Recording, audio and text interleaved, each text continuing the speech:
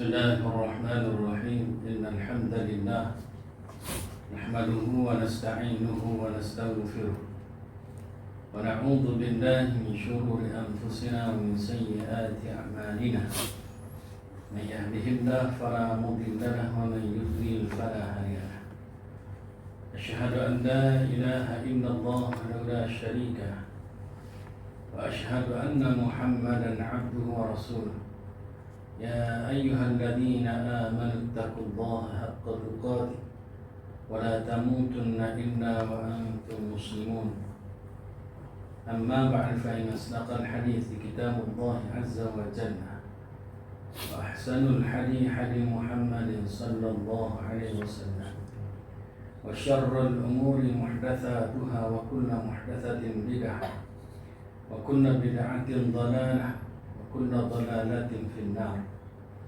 رب اشرح لي صدري ويسر لي أمري واحلل عقدة من لساني يفقهوا قولي. Sidang jamaah yang dirahmati Allah, pertamanya marilah sama-sama kita merafakkan kesyukuran kehadrat Allah Subhanahu wa taala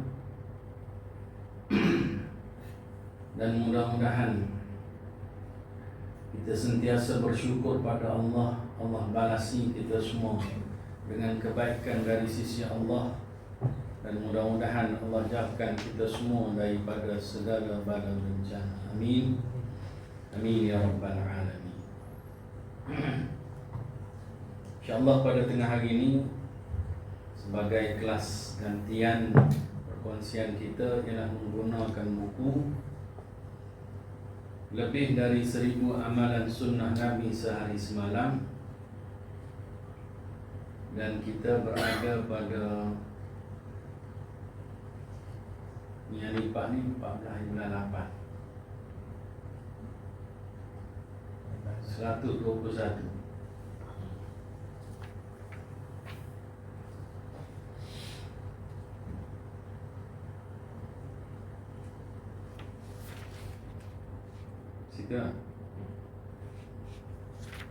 Iaitu di bawah tajuk berzikir kepada Allah Subhanahu wa taala pada setiap waktu.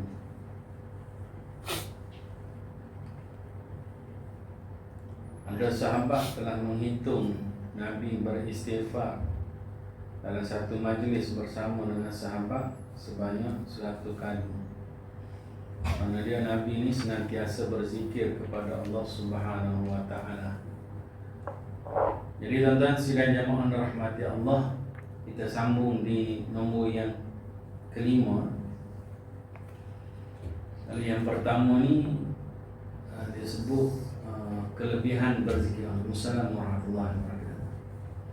Kelebihan berzikir, zikir kepada Allah adalah asas ibadat kepada Allah Subhanahu wa taala. Kerana sesungguhnya zikir kepada Allah adalah cara berhubungan seorang hamba dengan Sang Pencipta pada setiap waktu dan keadaan.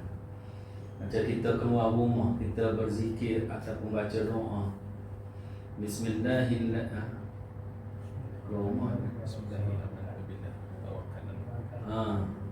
Anda baca Bismillah tawakkaltu 'ala Allah. Hantar ada lebih sikit. Hantar di sini. Bismillah amantu billah tawakkaltu 'ala Allah wa la haula wa la quwwata illa billah. Jadi tuan-tuan, waktu tu sebenarnya bila kita baca tu kita mengharapkan apa yang dijanjikan oleh Nabi sallallahu alaihi wasallam akan ditunaikan. Apa hajat kita keluar rumah, betul? Kita akan dilindungi daripada segala bala bencana. Yang ketiga, kita diberi hidayah oleh Allah Subhanahu wa taala. Yang keempat, syaitan akan menjauhi kita. Ini kelebihan bila kita baca Bismillah tawakkaltu 'ala Allah la haula wa la quwwata illa billah. Jadi waktu tu bila kita baca tu terlintas dalam hati kita mengharapkan 4 kelebihan tadi lah. 4 kelebihan tadi Nabi kata datangnya daripada siapa? Allah. Mana dia wujudnya hubungan antara seorang hamba dengan Pencipta. Dan banyak lagi lah bila kita baca zikir Nah, ada zikir yang bentuk dia doa, kan? Pagi ni kita boleh zikir antaranya terikut saya, Allahumma afini fi badani, Allahumma afini fi sam'i, Allahumma afini fi basari, la ilaha illa anta, Allahumma inni a'udzu bika minal kufri wal faqri wa a'udzu bika min adzabil qabr, la ilaha illa anta. Ini zikir pagi petang. Nah, jadi kita minta supaya Allah jaga kita, lindungi kita pada tubuh badan kita, pada pendengaran kita, pada penglihatan kita. Nah, dan kita kata tidak ada Tuhan yang berhak disembah melainkan Allah. Tidak ada Tuhan yang berhak disembah melainkan Allah. Itu mengandungi makna kita ni tidak boleh minta kepada selain daripada Allah. La ilaha illa anta tu makna dia kita hanya minta pada Allah. Sebab permintaan ataupun doa ni adalah mukhul ibadah. Doa, ad-doa, Nabi kata apa? Mukhul ibadah. Doa adalah otak bagi segala ibadat. Jadi antara yang terpenting dalam hidup kita ialah doa. Dan bentuk doa, permintaan kepada Allah, dia termasuk dalam zikir-zikir kepada Allah Subhanahu wa ta'ala. Kemudian kita minta lagi, Allahumma inni a'udzu bika minal faqri, minal kufri wal faqri. Kufur, minta jauh daripada jadi orang yang kufur. Segala perintah Allah kita laksanakan, segala larangan Allah kita tinggalkan. Nah, kalau berlaku sebaliknya, jadi kufur. Yang Allah suruh tak buat, yang Allah larang tu yang dia lakukan. Bunyi apa? Sehingga aku bunyi muslimah sebelah. Jadi dalam tanda sidang jamaah rahmati Allah, saya mengajar kat mana dia tabir macam ni. Kita ingat dia bukan tabir, dia macam dinding. Tapi dinding tu mungkin dinding nipih apa benda kan. Allah kumpah bising tu. Sahabat tak ada jemaah ketuk. Oh, bising lah. Jadi tuan-tuan sidang jamaah rahmati Allah. Tapi muslimat sini bagus lah, senyap. Ada tak ada? Kita tak ada. Orang jawab. Lagi alhamdulillah. Jadi kita minta yang kedua tadi ialah minta daripada kufur. Yang kedua daripada kefakiran. Fakir ni sentiasa nak kepada bantuan. Kemudian dan mudah-mudahan kita terlindung daripada minta bantuan kepada selain daripada Allah Subhanahu wa ta'ala. Dalam buku 62 amalan pembuka pintu syurga, antara ciri ahli syurga ialah, antaranya ialah seorang lelaki yang penyayang dan lemah lembut kepada ahli keluarga dia. Yang kedua, lelaki yang mempunyai tanggungjawab, tapi dia tidak menggadaikan maruah. Makna dia dalam dia mencari nafkah untuk ahli keluarga dia, tanggungjawab dia ni, dia tidak sampai meninggalkan ibadat pada Allah. Dia tidak sampai melakukan kehinaan sama ada daripada maruah diri ataupun maruah agama. Nah, hari itu ada orang viral kan, seorang perempuan bila bekerja dengan company yang bukan Islam, disuruh dilarang daripada menutup aurat. Sebab dia kata protokol berpakaian di company tersebut. Okey tuan-tuan, sidang jamaah rahmati Allah. Okey, kita masuk yang kedua, itu telah kita bincangkan zikir kepada Allah adalah pembeza antara orang mukmin dan munafik. Sebab orang mukmin ni sentiasa berzikir, orang munafik dia berzikir bila nampak orang. Ada orang zikir. Nah, agak-agak kita ni munafik tu. Nah, depan orang dulu pengetua saya. Hari Jumaat dia datang ke masjid dekat rumah saya. Dia bagi tazkirah. Jadi tuan-tuan, dia masa dia tazkirah tu dia kata tajuk dia riya. Jadi tuan-tuan, sebagai bukti dan penuntut dia kata kalau tuan-tuan lepas daripada semayang Jumaat ni, tuan-tuan semayang sunat dekat masjid, tuan-tuan kira riya. Oh.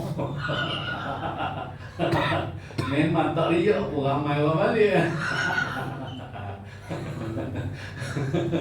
Jadi tuan-tuan sidang jamaah rahmat Allah. Nak suruh orang semayang sunat tu pun payah. Dia bagi tahu siapa yang semayang sunat dekat masjid ni, dia kira riak dia kata. Lagilah ramai pakat balik. Ada dengar cerita Allah ada Ustaz Tuan Ibrahim Tuan Man, masa dia di Langkawi ke apa nama, dia tazkirah.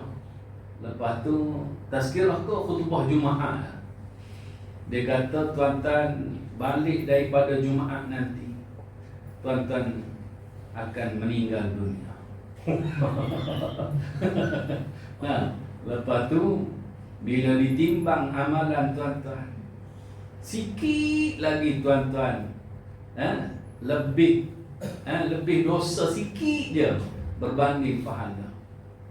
Sekiranya tuan-tuan sembahyang sunat selepas daripada Jumaat, pasti pahala tuan-tuan melebihi daripada dosa, maka tuan-tuan akan masuk syurga.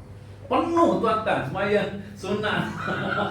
Orang pakat tak balik, pakat sembahyang sunat belaka. Takut tuan-tuan ni cerita masa mati kan.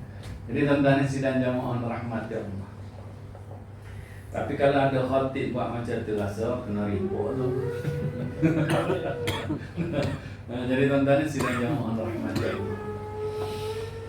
Kemudian yang ketiga tuan-tuan ni,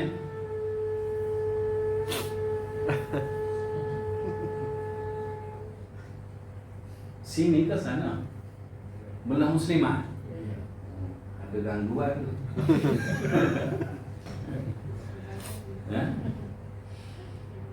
Syaitan yang ketiga, syaitan tidak dapat menggoda manusia yang tidak lalai daripada berzikir kepada Allah Subhanahu wa taala.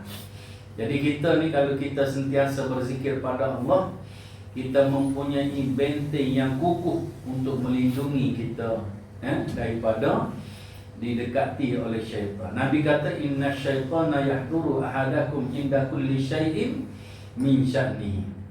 Setiap apa yang kita buat, Nabi kata syaitan akan datang duduk dekat dengan kita. Datang buat apa? Dia bukan datang ni, orang Kelantan kata datang nyendek lah. Dia mendekati kita tu dengan tujuan menggoda kita, menghasut kita, ataupun melalaikan kita daripada mengingati Allah Subhanahu wa taala. Sebab tu tuan-tuan ni kita kena senantiasa berzikir pada Allah. Dengan berzikir pada Allah, syaitan akan menjauhi kita semua. Yang keempat telah kita bincangkan hari itu, zikir kepada Allah adalah jalan menuju kejayaan. Ala bidzikrillahi tatmainnul qulub.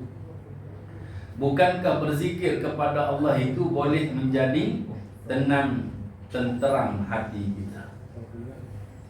Sebab tu tuan-tuan ni, salah satu untuk mententeramkan hati yang keluh kesah antara zikirnya ialah la haula wala quwwata illa billah.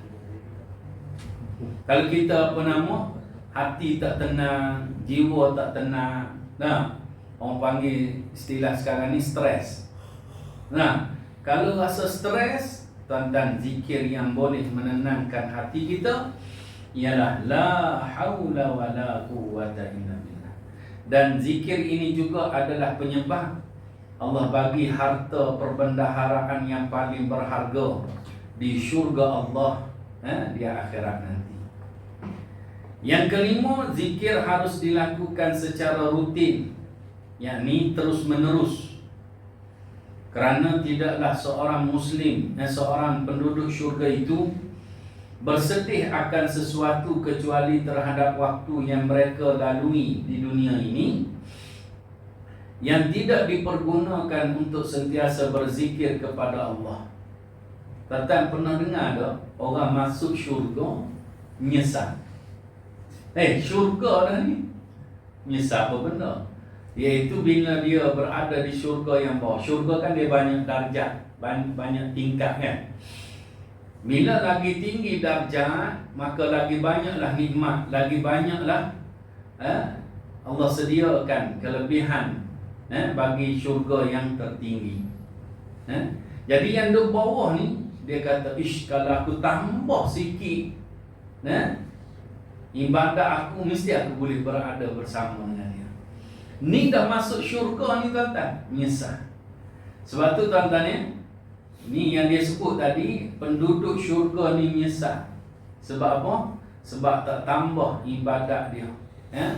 Masa ni kadang-kadang dilalui tanpa sesuatu yang berfaedah, tanpa sesuatu yang bermanfaat untuk diri dia, dan juga sama ada di dunia, kelebihan dunia ataupun kelebihan akhirat. Yang ni yang Nabi kata nikmatani maghbunun. Dua nikmat yang sentiasa dilanaikan oleh manusia ialah as-sihhatu wal faragh. Masa sihat, kesihatan, dan yang keduanya masa lapang, masa terluang. Nah, kadang-kadang masa kita ni, ada orang kita jumpa, mana tu? Ni jalan-jalan berhabis masa. Banyak sangat masa dia lah.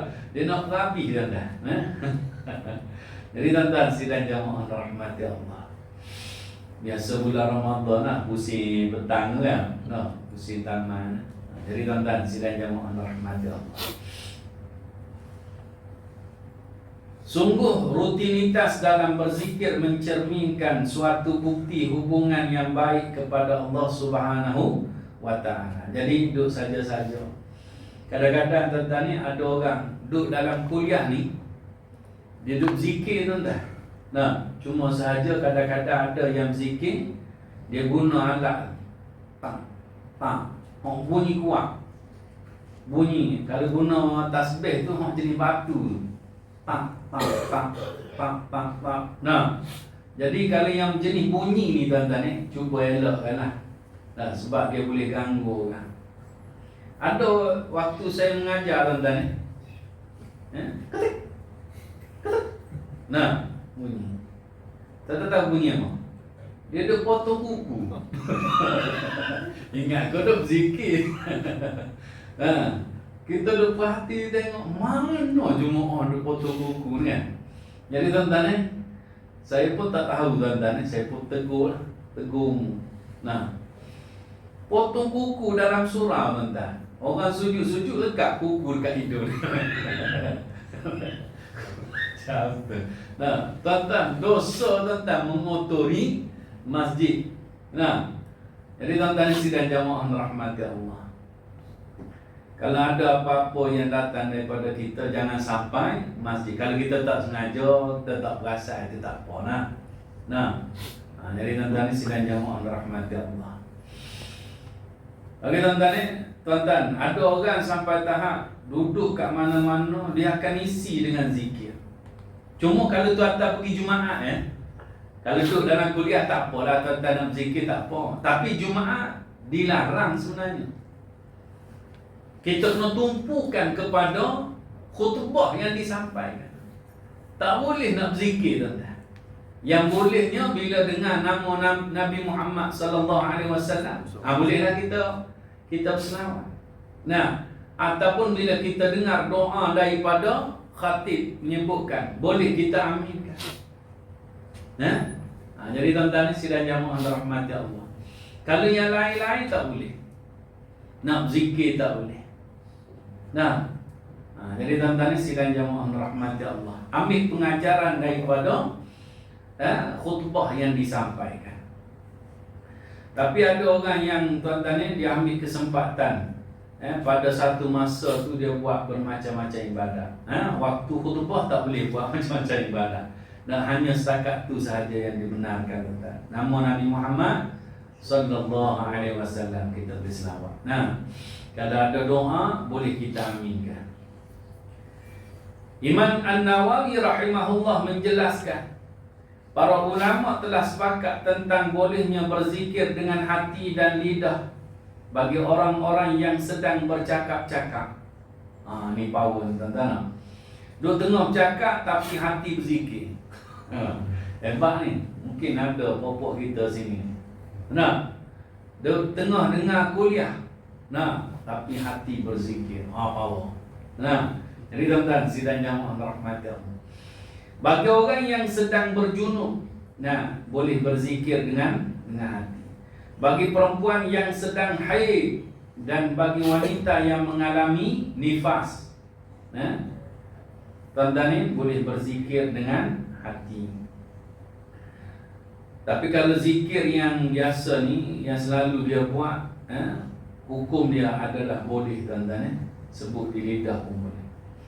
Hatta kalau ada ayat Quran yang menjadi zikir bagi dia, contohnya ayat kursi, jadi amalan zikir harian bagi dia, tuan-tuan, waktu dia sama ada haid ataupun nifas ni, maka hukum dia adalah dibolehkan. Tapi bagi yang berjunub tak boleh. Sebab junub dia tempoh masa dia adalah singkat berbanding dengan haid dan nifas, dia lama. Ulama beza pendapat, tuan-tuan. Bagi orang yang berjunub, dia boleh terus mandi, betul tak? Tak boleh dia nak tangguhkan. Sehingga mereka diperbolehkan mempraktikkan zikir sama ada berupa tasbih, tahmid, takbir, tahlil dan selawat kepada Nabi sallallahu alaihi wasallam, maupun doa-doa yang bukan termasuk bacaan Al-Quran. Ini kalau buku ni dia tidak anjurkan untuk yang bentuk baca Quran. Jadi tuan-tuan sidang jamaah rahmati Allah. Kemudian yang keenam, sesiapa yang sentiasa mengingati Allah, kelebihan dia, maka Allah akan mengingati dia. Sebagaimana Allah Subhanahu wa taala, Allah Azza wa Jalla berfirman, A'udzu billahi minasy syaithanir rajim. Fadhkuruni adhkurukum washkuruni wala takfurun. Allah kata, maka ingatlah kepada aku pun akan ingat kepada kamu. Bersyukurlah kepada aku dan janganlah kamu ingkar kepada aku. Mana dia? Kita panggil kufur nikmat. Nikmat yang Allah bagi pada kita ni, tuan-tuan, bersyukurlah. Sama ada dari segi nyawa kita, kesihatan kita, umur kita, dan termasuk rezeki, harta benda, anak pinak dan sebagainya. Maka kita gunakanlah semua itu untuk mengabdikan diri kepada Allah Subhanahu wa taala. Termasuk anak-anak, tuan-tuan, cara kita bersyukur bila Allah bagi anak-anak pada kita. Kita kena ajar anak-anak kita ini untuk mentaati Allah, untuk mengabdikan diri kepada Allah Subhanahu wa taala. Jadikanlah anak-anak kita ni sebagai pewaris. Pewaris apa? Bukan pewaris harta sahaja, tuan-tuan, itu memang otomatik. Tapi pewaris untuk terus menjadi hamba kepada Allah Subhanahu wa taala. Ajarkanlah kepada mereka iman. Ajarkanlah kepada mereka ibadat pada Allah Subhanahu wa taala. Tuan-tuan, saya anjurkan pada tuan-tuan yang masih ada anak kecil ni, paling saya tak suka, tuan-tuan, suka usik anak dengan hantu. Betul? Ini mak bapak yang tidak bertanggungjawab. memasukkan dalam pemikiran dia tentang khurafat. Patutnya kita kena sebut Allah, Nabi Muhammad. Kita kena sebut Allah Subhanahu wa ta'ala. Ni anak pergi, jangan pergi, hantu juga. Semua boleh katakan, kebanyakan. Jadi ajarlah ahli keluarga kita semua tuan-tuan, jangan sampai duk sebut benda-benda khurafat. Kalau kita kata jangan pergi sana, nanti Allah marah, boleh tak? Boleh tak? Boleh, sebut Allah. Jadi tuan-tuan sidang jamaah rahmati Allah, kadang-kadang ada anak-anak tanya, kenapa mak bila kita muat kena tutup mulut? Kita kata syaitan masuk Dia kata siapa bagi tahu? Tak nampak pun. Sebab Nabi yang bagi tahu. Nabi lah orang yang mengetahui tentang perkara lain. Ikutilah Nabi SAW, Nabi Muhammad SAW.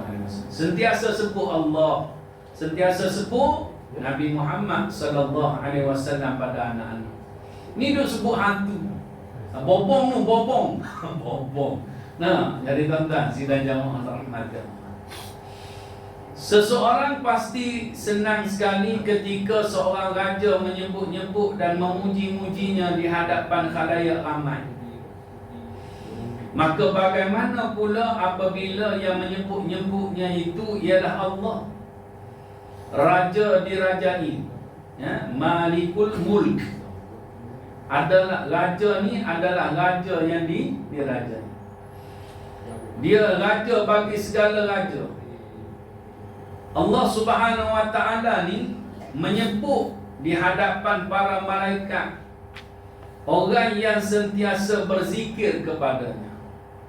Orang yang suka berzikir pada Allah ni Allah sebut pada malaikat yang berbaris-baris dan tadi di hadapan Allah, yang sentiasa memuji Allah, membesarkan Allah, mensucikan Allah. Tapi kepada malaikat tu Allah kata manusia ada juga yang berzikir. Dan kita ni tuan-tuan, kalau kita banyak berzikir pada Allah, kedudukan kita di sisi Allah Subhanahu wa ta'ala adalah lebih tinggi daripada malaikat Allah yang sentiasa taat dan tidak pernah ingkar terhadap suruhan Allah Subhanahu wa ta'ala. Jadi tuan-tuan, doalah pada Allah, mudah-mudahan Allah senantiasa berzikir, Allah senantiasa mempermudahkan kita berzikir kepada Allah Subhanahu wa ta'ala. Kadang-kadang saya suka tuan-tuan, ada kalangan kita sikit-sikit bila dia rasa ta'ajub, Allahu Akbar dia sebut. Kalau tengok apa-apa yang kuat, Astaghfirullahaladzim. Betul tak? Jadi tuan-tuan, tapi ada juga yang jenis, dia dia nak zikir ke rasa nak zikir. Tapi bila dia ada terkejut ke ataupun rasa ta'ajub, La ilah, dia berhenti tak kata. Yang ni kena pakat-pakat tegur ni. Patutnya la ilaha illallah. Betul tak tuan-tuan? Ni ada ni. Dia duk jadi rutin, mulut dia dah duk sebut. Sebut separuh tu. La ilaha. Tolong sambut illallah. Tolong sebut pada dia. Mungkin sekali tak jadi tuan-tuan. Lepas ni buat pula. Betul tak? Jadi tuan-tuan sidang jamaah rahmat Allah, saya dulu pun tuan-tuan ada juga tuan-tuan, tapi nasib baik orang rumah saya, dia kata tak habis sebut tu. Jadi tuan-tuan kita duk perhati tengok. Lepas tu yang paling bagus sekali bila kita mengajar, kita ajar pula pada orang lain. Ni tuan-tuan, jangan duk sebut la ilaha saja. Sebut sampai habis illallah. La ilaha illallah. Bila kita duk ajar pada orang lain, dia ingat pada diri sendiri lah. Okay tuan-tuan, sidang jamaah rahmati Allah. Yang ketujuh tuan-tuan, maksud zikir kepada Allah tidak sekadar bergumam terus menerus dengan lafaz zikir seperti suara lebah, sedang hatinya lalai dan tertutup atas pengagungan dan ketaatan kepada Allah Subhanahu wa ta'ala. Tuan-tuan, zikir pada Allah ni yang paling bagus melibatkan 3 sekali. Hati, lagi lidah, mulut, betul tak? Dan yang ketiga ialah anggota. Zikir anggota ni makna dia kita jagalah tingkah laku kita, perbuatan kita. Ada satu hari tu kita cikgu-cikgu duduk minum dekat kantin. Saya cerita kat kolej saya. Tiba-tiba cikgu tu, budak tu senang-senang je dia balik tisu. Dia lalu ke tangga kan, tangga dia ada macam kita buat gerai 4 segi lubang kan. Dia lalu dia balik. Cikgu tu nampak. Lepas tu cikgu disiplin lah. Kalau cikgu biasa tak peduli lah. Jadi tuan-tuan terus panggil budak. Panggil. Dia kata, awak buat apa tadi? Buat apa cikgu? Kadang-kadang kita ni kalau benda yang kita selalu dah buat memang perangai macam tu, kita tak perasan. Nah, sebab tu bagus ada, bila ada orang tegur tu bagus.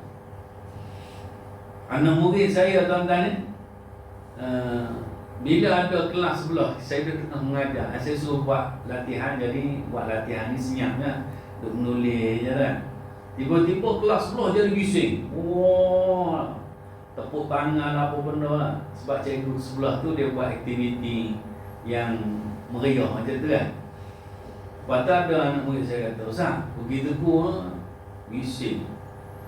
Terbiar je lah. Oh, hari tu cikgu tu bila kami bising dia tegur, padam juga Allah. Lepas tu saya kata, korang bising sebab apa? Kita orang dah nak pergi ke Makmal, dia kata. Jadi masa duduk tu, yalah duduk sembang-sembang jadi bising kan. Jadi ada cikgu tu tegur. Saya kata macam ni lah, patut bila ada orang tegur awak ni, terima kasihlah pada cikgu.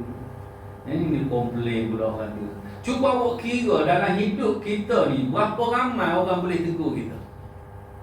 Tak, tuan-tuan sendirilah, tuan-tuan yang kita dah berumur macam ni, berapa ramai orang boleh tegur kita. Tuan-tuan, yang tegur. Biasanya kalau kita ada bini-bini yang tegur lah. Nah, ingat awak tu bagus sangat. Amboi, bala balik macam tu. Jadi tuan-tuan, sidang jamaah rahmat Allah, patutnya terima kasih lah. Betul tak tuan-tuan? Ajar berterima kasih pada sesama kita. Jadi saya sebut pada anak murid saya, terima kasih. Kalau ada orang tegur kita, terima kasih. Sebab dalam hidup kita ni, kita boleh hitung dengan 10 jari sahaja berapa orang yang berani dan suka tegur kita. Betul tak tuan-tuan? Berani istilah dia tuan-tuan. Saya pergi ceramah, ada satu forum, dia orang jemput saya tuan-tuan, dekat flat. Dia buat dewan, ada ceramah Maulidur Rasul ke Mak Hijrah, tak ingat. Jadi tuan-tuan AJK yang panggil saya tu, dia kata, Ustaz sini budak-budak muda pantang kita tegur. Hari tu ada bendahari, dia tegur ada sepasang lelaki perempuan macam. Masa tu dia balik kerja shift pukul 3 pagi, duduk kat bawah. Jadi dia kata, hey, dia kata, buat apa ni pukul 3 pagi duduk dua-dua sini. Nah, duduk lah. Lepas dia tegur tu, dia duduk. Esok tengok turun nak pergi kerja tuan-tuan, habis cat atas kereta. Nah, zaman lon tegur orang tuan-tuan, dia jadi gitu. Ni di sekolah ni tuan-tuan memang tempat akan menegur. Betul tak? Pergi sekolah memang anak murid akan standby lah, akan kena tegur dekat cikgu. Tuan-tuan, cikgu yang tegur tuan-tuan macam-macam kena juga tuan-tuan. Tayar pancit. Macam lah tu biasa. Nah, pengalaman saya mengajar Kuala Lumpur ni tuan-tuan, ada satu sekolah pernah kereta cikgu kena bakar. Nah, tapi tak diviralkan. Sebab zaman tu zaman belum viral. Kalau zaman lah ni viral lah. Nah, tengok-tengok saya tengok dalam grup kampung saya tu kat Kelantan. Cerita di KL. Kita pun tak tahu. Kelantan dulu sampai tentang kita. Hebat zaman tu ni lah. Jadi tuan-tuan sidang jamaah rahmati Allah. Saya tuan-tuan kalau dulu balik kampung lah. Balik-balik saya mana arwah ayah. Ayah ceritanya, ayah tahu daripada mana? Kita pun tak pernah dengar ni cerita ni. Tadi pagi dekat kedai kopi. Dulu kedai kopi, betul tak tuan-tuan? Dia punya tempat sebaran cerita ni kedai kopi. Nah, arwah ayah ni. Okey tuan-tuan, sidang jamaah rahmati Allah. Jadi tuan-tuan ni, makna dia hati kita pun kena ikut sekali lah bila kita berzikir pada Allah. Jangan setakat apa nama mulut saja duk sebut. Nah, maka itulah zikir dengan lidah harus diiringi konsentrasi dan berpengaruh dalam hati terhadap makna kata-kata ataupun lafaz zikir. Allah Subhanahu wa taala berfirman, "Wadhkur rabbaka fi nafsika tadarruan wa khifatan wa dunal jahri minal qaul." ودون الجهر من القول بالغدو والآصال ولا تكن من الغافلين. Dan janganlah dan ingatlah Tuhanmu, yakni berzikirlah kepada Allah dalam hatimu dengan rendah hati dan rasa takut kepada Allah, sama ada pada waktu dan dengan tidak mengeraskan suara. Jangan melalak-lalak tuan-tuan ni. Sebab tu zikir yang melalak-lalak ni bukan daripada petunjuk Allah. Zikir duk melalak-lalak. Baru ni ada viral kubur mana di Kelantan, Tok Kenali. Nah, zikir macam tu mana ada ajaran daripada Nabi, daripada Allah. Allah kata tak ada zikir yang mengeraskan suara. Yang boleh mengerahkan suara ni azan sahaja tuan-tuan. Kita nak laung kuat-kuat azan. Nak taruh mana? Azan. Hak lain sebenarnya lebih utama untuk kita perlahankan. Nah, sebab tu imam-imam di tempat kita ni yang jenis orang yang berilmu tuan-tuan. Nah, tuan-tuan, kalau ikut sunnah ni, saya cerita sunnah tuan-tuan. Saya kadang-kadang saya buat, kadang-kadang tak buat. Nah, tapi nak cerita sunnah, dia lepas daripada salam tuan-tuan, dia dianjurkan untuk berpusing tengok kepada jemaah. Nah, pusing tengok jemaah. Kalau ada jemaah-jemaah yang sedang solat, sebenarnya imam yang jenis pandai ni tuan-tuan, dia akan cuba untuk perlahankan. Nah, yang apa nama 100,000 punya tuan-tuan. Nah, kalau yang 100,000 ni dia tak bunyi, kita menyawa tuan-tuan. Nah, ni kadang-kadang hok menyawa pun bunyi juga tuan-tuan. Itu murah. Nah, kalau hok mahal tuan-tuan tak bunyi. Dia hanya bunyi sebutan kita. Betul tak? Ni menyawa pun bunyi. Nah, sendawa imam sendawa. Bunyi. Nah, jadi tuan-tuan dan sidang jamaah rahmati Allah. Imam baru lepas makan, jadi imam. Dia tarik suara ni, dia kena kepih ke apa tu? Dia senang.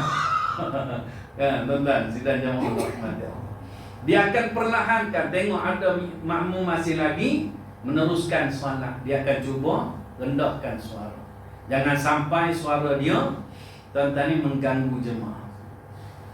Jadi tuan-tuan ni, kita hendaklah merendahkan hati dan rasa takut waktu berzikir dan tidak mengeraskan suara pada waktu pagi dan petang. Dan janganlah kamu termasuk orang-orang yang lalai, lengah. Surah Al-A'raf ayat 205.